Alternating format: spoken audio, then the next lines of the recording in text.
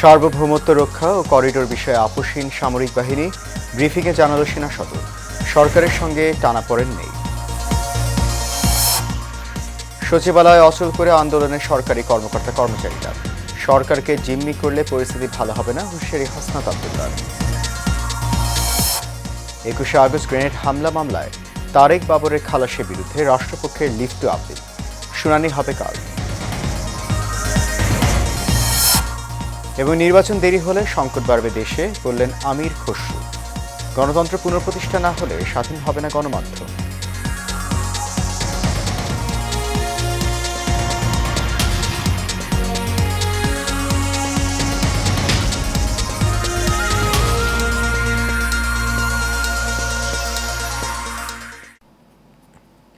সবাইকে স্বাগত জানাচ্ছি এশিয়ান প্রাইম নিউজে। আপনাদের সাথে আছি আমি সৈয়দ মাহিউজ্জামান মুখর। শুনছিলেন বিআরবি কেবল ইন্ডাস্ট্রিজ লিমিটেড সংবাদ শিরোনাম। যাচ্ছে পুরো খবরে।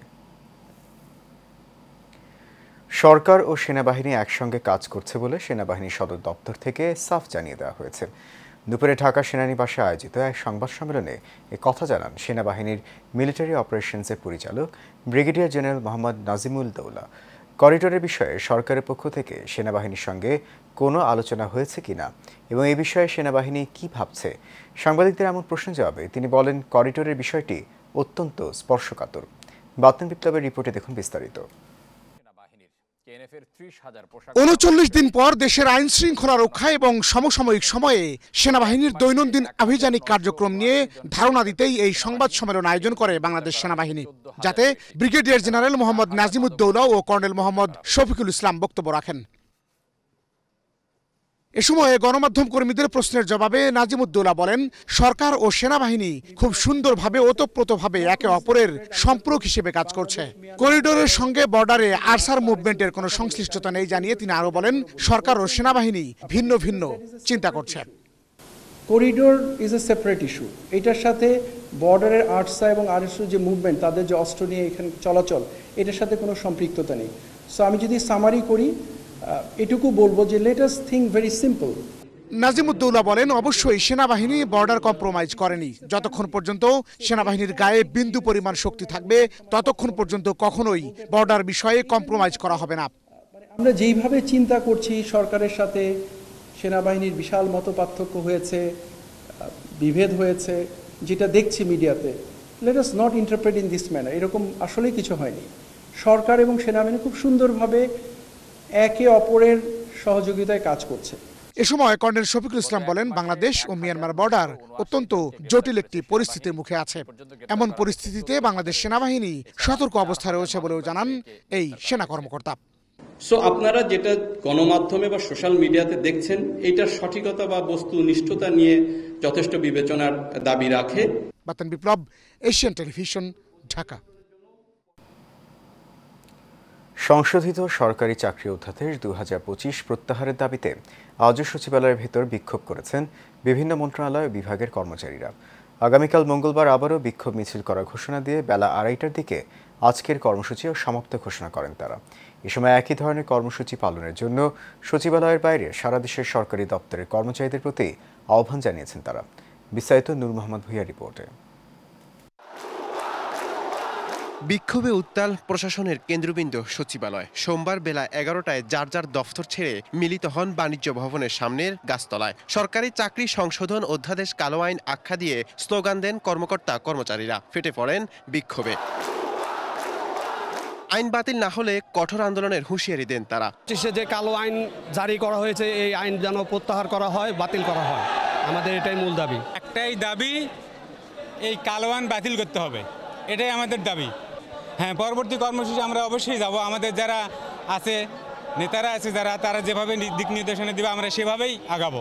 এ সময় সংশোধিত অধ্যাদেশ জারির প্রক্রিয়ার সঙ্গে যুক্ত সব সচিব ও সংশ্লিষ্টদের অপসারণের দাবি জানানো হয়। বিভিন্ন মন্ত্রণালয়ে আমাদের কর্মচারীদেরকে সচিবরা ডেকে থ্রেট করেছে, রুমে আটকে রেখেছে। আমরা আজকে তাদের নাম এই জনসভায় ঘোষণা করলাম না, বাট এই আইন প্রণয়ের মাস্টার মাইন্ড হলেন মুখলেসুর রহমান সাহেব। একটা পর্যন্ত আপনারা এখানে থাকবেন, খেলা আজকে শুরু হবে, ইনশাআল্লাহ হবে।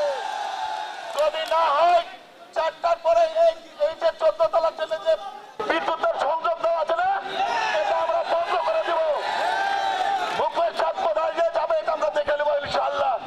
এদিনে বেশ কিছুক্ষণ সচিবালয়ে কর্মকর্তা ও দর্শনার্থীদের প্রবেশ এবং চলাচল বন্ধ হয়ে যায়। এর বিরুদ্ধে যদি কোনো সচিব পদক্ষেপ নেয় আমরা তার বিরুদ্ধে পদক্ষেপ নেব। নূর মোহাম্মদ ভূঁইয়া, এশিয়ান টেলিভিশন, ঢাকা। জাতীয় নাগরিক পার্টির দক্ষিণাঞ্চলের মুখ্য সংগঠক হাসনাত আব্দুল্লাহ বলেছেন, সংস্কার কার্যক্রমে বাধা দিলে কঠোর হস্তের প্রতিরোধ করা হবে। সরকারকে সহযোগিতা করুন, সংস্কার কার্যক্রমকে সহযোগিতা করুন। সোমবার সকালে চট্টগ্রাম উত্তর জেলায় সাংগঠনিক সফর শুরুর আগে নগরের ১৬ শহরে বিপ্লব উদ্যানের সামনে জমায়েতে সাংবাদিকদের তিনি এসব কথা বলেন। হাসনাত আব্দুল্লাহ বলেন, আপনাদের যদি সংস্কার কার্যক্রম নিয়ে কোনো পর্যালোচনা থাকে, কোনো মন্তব্য থাকে, তাহলে আলোচনার মাধ্যমে সেটা সমাধান করুন, কিন্তু সরকারকে যদি জিম্মি করেন সেটার পরিস্থিতি ভালো হবে না। আপনাদের তো কোনো হিম্মত ছিল না ফ্যাসিবাদী সরকারকে প্রশ্নবিদ্ধ করার। সচিবালয়ে আন্দোলন প্রসঙ্গে হাসনাত আব্দুল্লাহ বলেন, জনগণের মুখোমুখি দাঁড়িয়ে এই সরকারকে যদি আপনারা হুমকি ধামকি দেন, সরকারের সংস্কার কার্যক্রমে বাধা দেন, তাহলে মনে রাখবেন এই জনগণ আপনাদের বিকল্প খুঁজে নেবে। ২১শে আগস্ট গ্রেনেড হামলা মামলায় সব আসামি খালাসের রায়ের বিরুদ্ধে রাষ্ট্রপক্ষের লিভ টু আপিলের শুনানি কাল সকালে বিচারপতি আশফাকুল ইসলামের নেতৃত্বাধীন ৫ বিচারপতির বেঞ্চ এদিন ধার্য করেন।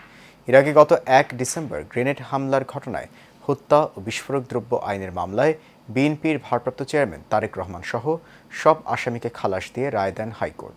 পরে ১৯ মার্চ এই মামলায় সব আসামির খালাসের বিরুদ্ধে আপিল করেন রাষ্ট্রপক্ষ। আসামিপক্ষের আইনজীবীদের প্রত্যাশা, হাইকোর্টের আদেশ বহাল থাকবে আপিল বিভাগেও।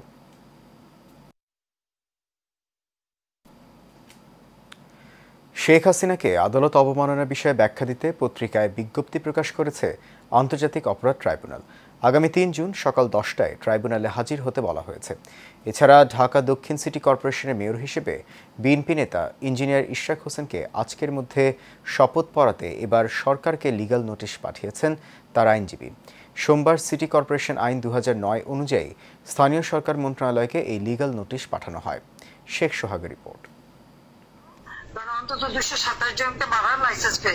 সামাজিক যোগাযোগ মাধ্যমে ছড়িয়ে পড়া ২২৭ জনকে হত্যার লাইসেন্স পেয়েছি, এমন একটি অডিও বক্তব্যের ফরেনসিক বিশ্লেষণ। এটি সাবেক প্রধানমন্ত্রী শেখ হাসিনার কণ্ঠ বলে প্রমাণ পেয়েছে আন্তর্জাতিক অপরাধ ট্রাইব্যুনাল আইসিটি তদন্ত সংস্থা। গতকালকে ট্রাইব্যুনালে তাদের হাজির হওয়ার দিন ধার্য ছিল। শেখ হাসিনার এমন মন্তব্যের পরিপ্রেক্ষিতে আদালত অবমাননার অভিযোগে তাকে ট্রাইব্যুনালে হাজির হতে দুটি জাতীয় দৈনিকে বিজ্ঞপ্তি প্রকাশের নির্দেশ দিয়েছে আন্তর্জাতিক অপরাধ ট্রাইব্যুনাল। সাবেক প্রধানমন্ত্রী শেখ হাসিনা বেশ কয়েকবার টেলিফোনে কথোপকথনের মাধ্যমে অথবা বিভিন্ন মাধ্যমে এই তদন্তকে বাধাগ্রস্ত করার উদ্দেশ্যে সাক্ষী এবং ভিকটিমদেরকে ভয় ভীতি প্রদর্শনের উদ্দেশ্যে বিভিন্ন সময়ে বিভিন্ন ঘৃণাত্মক বক্তব্য প্রদান করেন।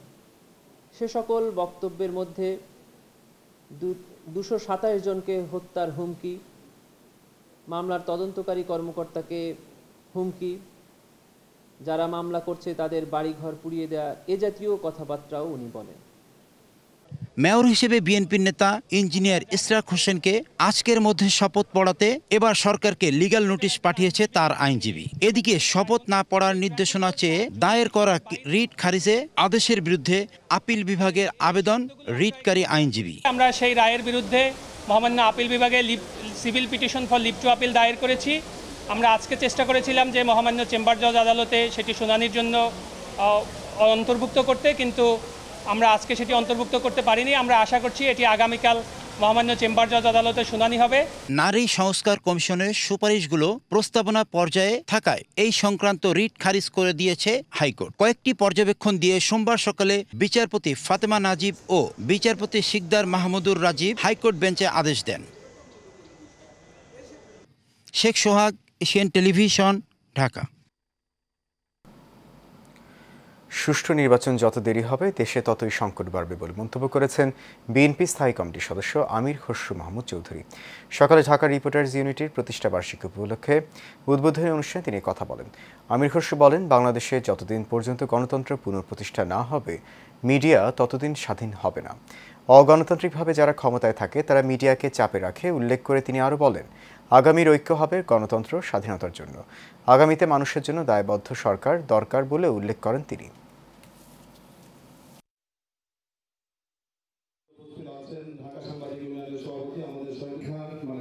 আমরা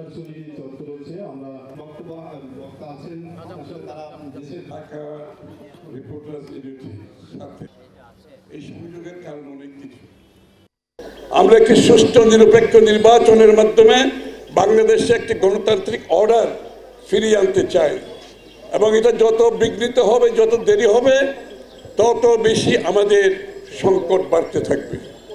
এজন্য আমরা ঐক্যবদ্ধভাবে বাংলাদেশের সমৃদ্ধির জন্য ঐক্যবদ্ধভাবে গণতান্ত্রিক অর্ডার যত তাড়াতাড়ি ফিরিয়ে আনতে পারি, সকলের প্রচেষ্টায়, মিডিয়ার সহযোগিতায়, বাংলাদেশের মানুষের ঐক্যবদ্ধ প্রচেষ্টায় সেই জায়গায় যত তাড়াতাড়ি আমরা যেতে পারি তত বেশি আমাদের জন্য লাভবান হবে।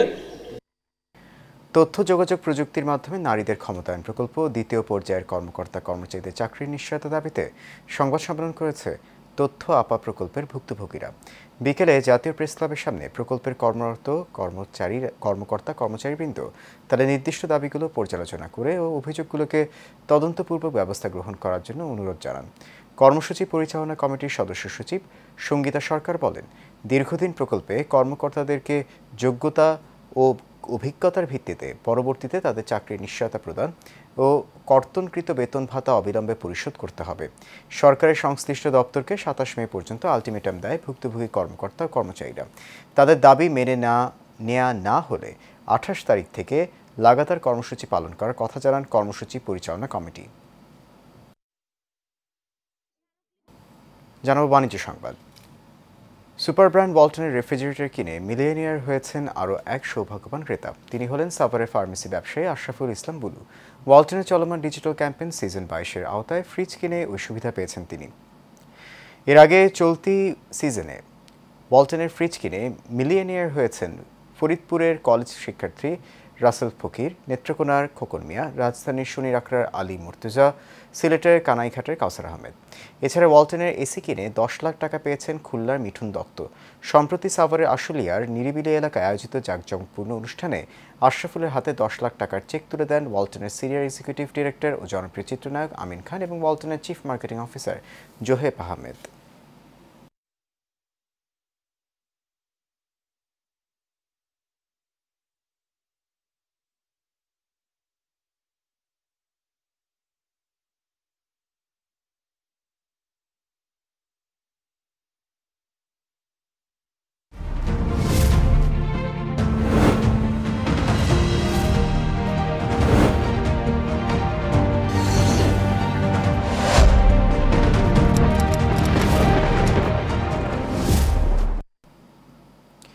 এবার প্রবাসের খবর।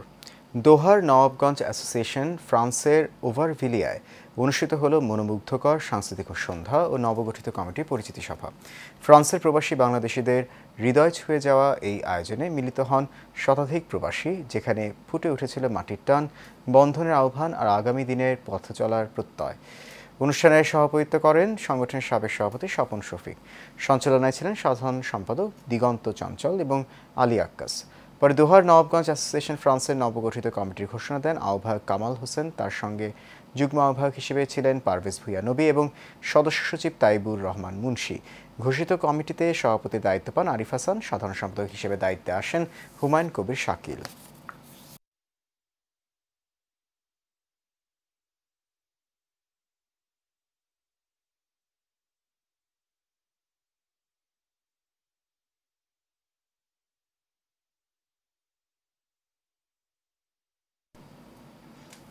এবার ভিন্ন প্রসঙ্গ। Bangladesh international hotel association Gulshan youth club মাঠে অনুষ্ঠিত হল বিহা চ্যাম্পিয়ন্স লিগ 2025-এর সমাপনী ম্যাচ ও ট্রফি প্রদান অনুষ্ঠান। অরিক্সের পৃষ্ঠপোষকতায় আয়োজিত এই টুর্নামেন্টে 20টি প্রখ্যাত হোটেল অংশগ্রহণ করে। 14 দিনব্যাপী এই টুর্নামেন্টের আজ চূড়ান্ত খেলা অনুষ্ঠিত হয়। উত্তেজনাপূর্ণ ফাইনাল ম্যাচে দ্য ওয়েস্টিন ঢাকা রোমাঞ্চকর প্রতিদ্বন্দ্বিতায় শেরাটন ঢাকাকে পরাজিত করে বিহা চ্যাম্পিয়ন্স লিগ 2025-এর শিরোপা ছিনিয়ে নেয়। পেশাজীবীদের কাজের গণ্ডির বাইরে খেলাধুলা ও দলগত চেতনার মাধ্যমে একত্রিত হওয়ার এক অসাধারণ প্ল্যাটফর্ম তৈরি করেছে এই টুর্নামেন্ট। শেষ করবে এশিয়ান প্রাইম নিউজ। তার আগে বিআরবি কেবল ইন্ডাস্ট্রিজ লিমিটেড সংবাদ শিরোনামগুলো জানিয়ে দিচ্ছে আরও একবার।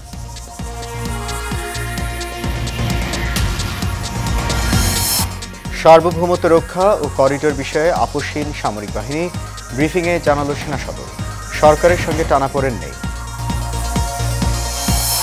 সচিবালয় নজিরবিহীন আন্দোলনে সরকারি কর্মকর্তা কর্মচারীরা সরকারকে জিম্মি করলে পরিস্থিতি ভালো হবে না, হুঁশিয়ারি হাসনাত আব্দুল্লাহ। 21 আগস্ট গ্রেনেড হামলা মামলায় তারেক বাবরের খালাসের বিরুদ্ধে রাষ্ট্রপক্ষের লিখিত আপিল শুনানি হবে কাল। এবং নির্বাচন দেরি হলে সংকট বাড়বে দেশে বললেন আমির খসরু। গণতন্ত্র পুনঃপ্রতিষ্ঠা না হলে স্বাধীন হবে না গণমাধ্যম।